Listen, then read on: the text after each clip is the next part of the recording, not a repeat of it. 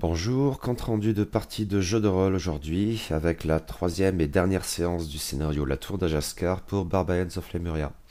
Ce scénario est dû à Vincent Basset et il figure dans le supplément Chronique lémurienne, page 76 à 101. Vous trouverez aussi bien sur le blog que sur la chaîne YouTube les deux premières séances, non seulement les comptes rendus mais aussi les enregistrements. Et vous trouverez également l'enregistrement de cette partie plus précisément. L'illustration pour cette vidéo provient de ce scénario, page 96, et elle est due forcément à Emmanuel Roudier. Il y avait 6 joueurs qui avaient déjà participé au premier scénario, à savoir Mariage amer, Les larmes de jouvence et Un ennui mortel. Ils incarnaient Calef, originaire des Marais de Festrel, Batelier 1, Mendiant 0, Voleur 1, Ménestrel 2. Liu Junmi 1, Gatai d'ascendance Shilu, Barbare 0, Mercenaire 1, Dresseur 1, Gladiateur 2. Mirkan, originaire de Tyrus, Gamin des rues 1, Chasseur 3, Forgeron 0, Soldat archer 1. Narjeva, originaire d'Urseb, Esclave 0, Courtisane 1, Assassin 2, Prêtresse de Néméret 3. Népule Comrax, originaire de Zalut, Scribe 2, Alchimiste 4, Marchand 0, Médecin 1. Et enfin Redart Finken de Parsol, Docker 0, Matelot 1, Mercenaire 3, Marchand 1.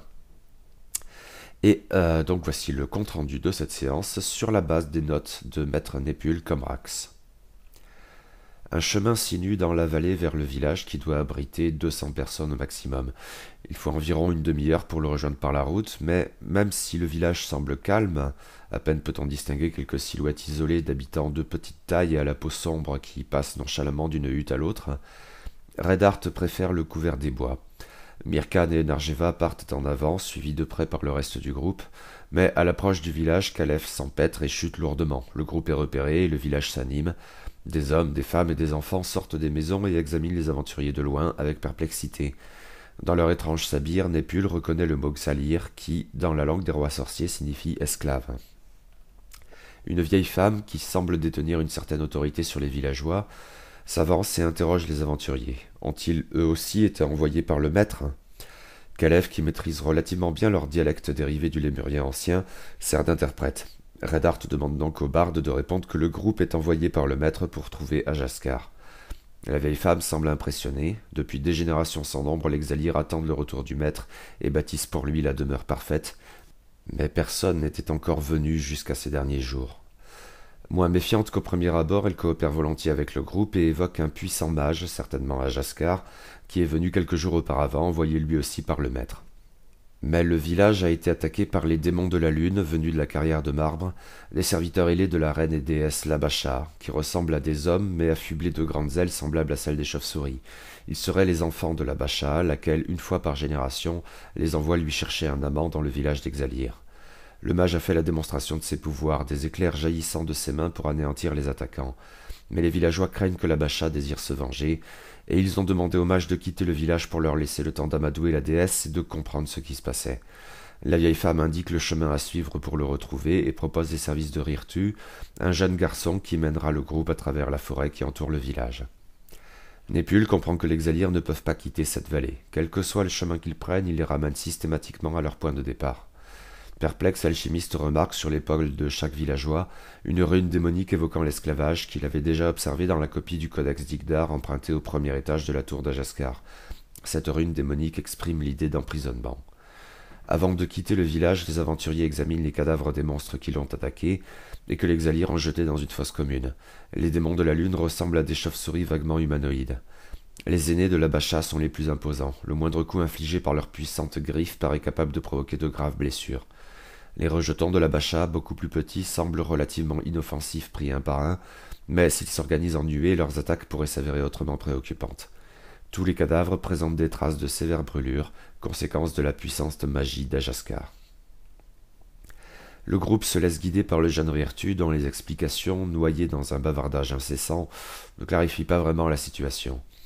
Il indique tout de même que sa propre sœur, Nissa, qui n'est sans doute pas insensible au charme de Robos, l'apprenti du mage, a mené les deux hommes jusqu'à une clairière bien connue d'Exalir, où coule une cascade d'eau claire. À peine arrivés sur place, après quelques heures de marche, les aventuriers remarquent Ajaskar.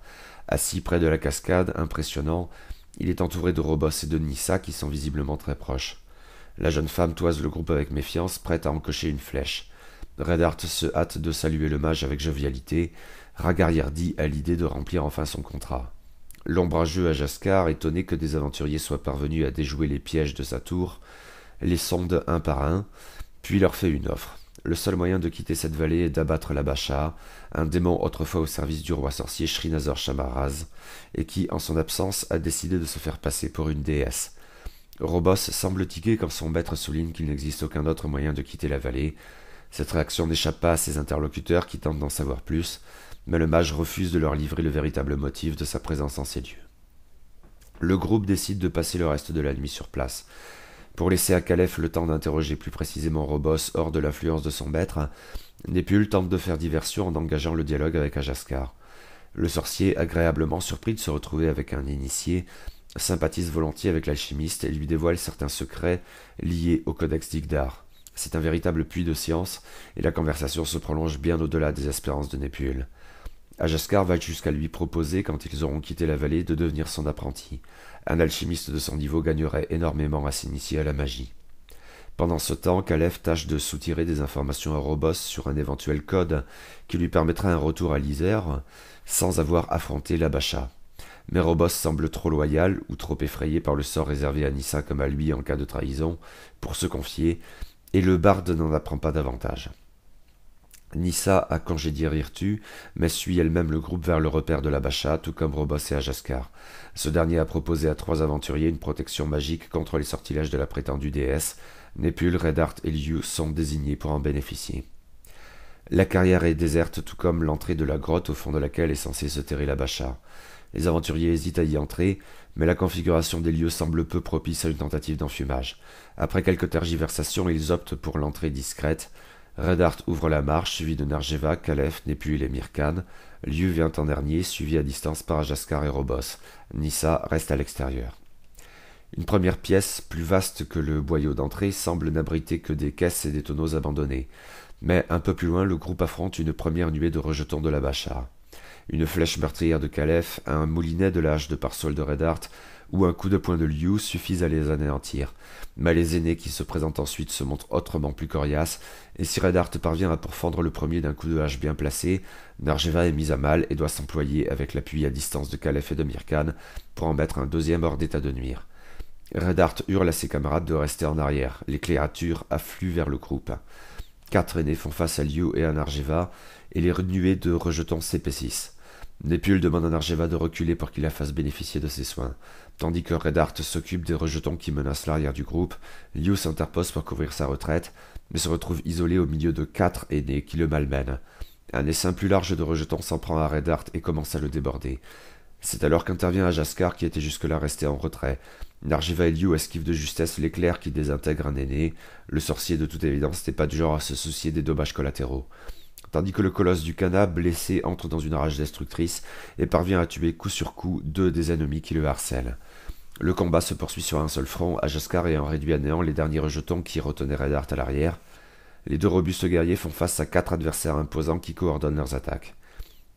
Le barde décoche une flèche enflammée qui blesse l'adversaire direct de Liu. Ce dernier l'assomme d'un coup de tête, tandis que Redart et Narjeva contre-attaquent.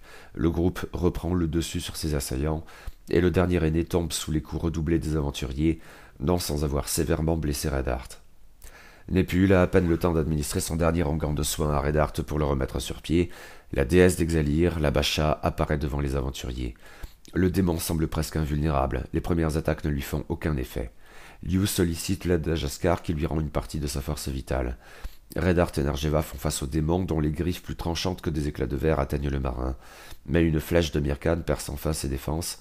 Calef, enhardi par cette belle réussite, lui décoche un trait enflammé qui la blesse encore davantage. Népule, en revanche, se révèle toujours aussi malhabile avec son bâton. C'est à se demander s'il a compris qu'il s'agissait d'une arme. La Bacha mène Narjeva en fâcheuse posture, mais une nouvelle flèche de Mirkan atteint l'œil de la déesse et la tue. L'alchimiste prodigue ses soins à ses camarades, tandis que Calef et Mirkan décident d'explorer la pièce suivante, où les attend une dizaine de momies qui s'animent très lentement, les amants de la Bacha.